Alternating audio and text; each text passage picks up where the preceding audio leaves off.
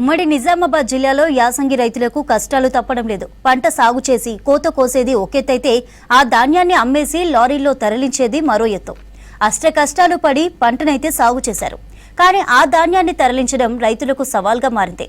ఉమ్మడి జిల్లాలో యాసంగి పంట చేతికొచ్చి నెల రోజులు గడుస్తున్న కొనుగోలు మాత్రం నత్తనడకన సాగుతున్నాయి. ఉమ్మడి నిజామాబాద్ జిల్లాలో యాసంగి సాధారణ సాగు 4 లక్షల ఎకరాలు. ఈ ఏడాది 3 లక్షలకు పైగా ఎకరాల్లో పంట సాగు చేశారు రైతులు. చెరువులు, బోర్ల కింద ఉన్న రైతులు ఎక్కువ పంట వేశారు. ఉమ్మడి జిల్లాలో మొత్తం 1160 కొనుగోలు కేంద్రాలను ఏర్పాటు చేశారు అధికారులు. పంట కోసి అమ్మకానికి సిద్ధం చేసిన రైతులకు పలు సమస్యలు ఎదురవుతున్నాయి. పంట కోసాక తేమ శాతం తగ్గించేందుకు ధాన్యాన్ని ఆరబోస్తారు. అయితే ధాన్యాన్ని ఆరబెట్టేందుకు ప్లాట్ఫామ్ల నిర్మాణాలు చేపట్టలేదు ప్రభుత్వం. మరోవైపు తేమ శాతం 17 కన్నా ఎక్కువగా ఉంటే ధాన్యం కొనుగోలు చేయడం లేదంటున్నారు రైతులు. శని పట్టక ముందు 42 కిలోల 300 గ్రాములు పెడతారు. శని పట్టిన తర్వాత కూడా 42 కిలోల 300 గ్రాములు పెడతారు. సో ఇందులో రైతులు చాలా నష్టపోతున్నారు.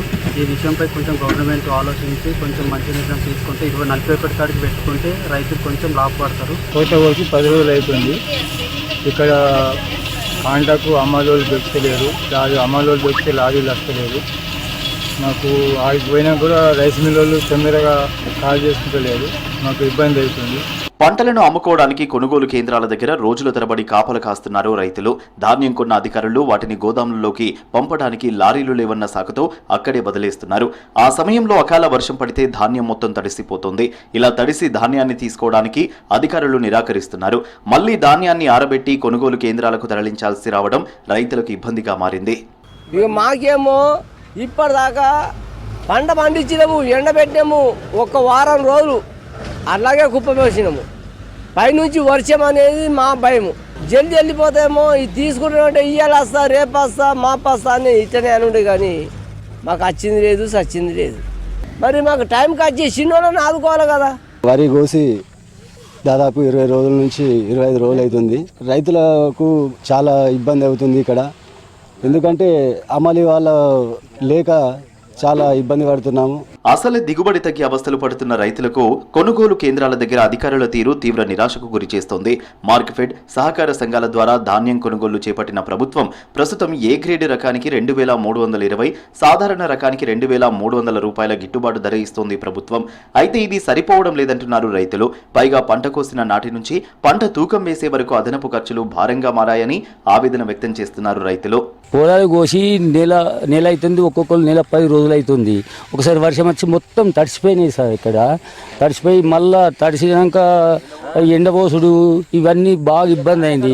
ఇప్పుడు నెల 10 రోజులు అవుతుంది నా వరి కోసి, ఇప్పటికి నా సీరియల్ రాలేదు. మా కష్టం చేసుకొని మేము కాంటలు తెప్పించుకొని మేము తీసుకున్నామంటే మాకు లారీలు పంపిస్తలేరు, డబ్బులు కూడా తొందరగా ఇస్తలేరు. ఎందుకోసం అట్లా మేము చేసుకున్న కష్టం మాకయ్యపోతే మీరేంది మీరు ఇట్లా చేసుడు తప్పు కాదా? ఉమ్మడి నిజామాబాద్ జిల్లాలో తరచూ కురుస్తున్న అకాల వర్షాలు రైతులకు కంటి మీద కునుకు లేకుండా చేస్తున్నాయి.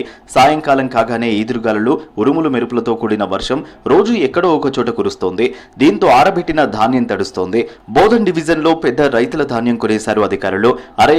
ఎకరం సాగు చేస్తున్న చిన్న రైతుల ధాన్యం కొనుగోలు పూర్తయినా ఇంకా కేంద్రాల్లోనే ఉంది. లారీ నిండేంత ధాన్యం బస్తాలుంటేనే ధాన్యం తరలిస్తారు. ఇలా కొద్దిపాటి ధాన్యానికి ట్రాక్టర్లు వాడకూడదన్న నిబంధన ఉంది. దీంతో లారీల కోసం నిత్యం ఎదురు చూస్తున్నారు రైతులు. ఇప్పటికైనా ఉన్నతాధికారులు స్పందించి త్వరగా ధాన్యాన్ని తరలించాలని కోరుతున్నారు రైతులు.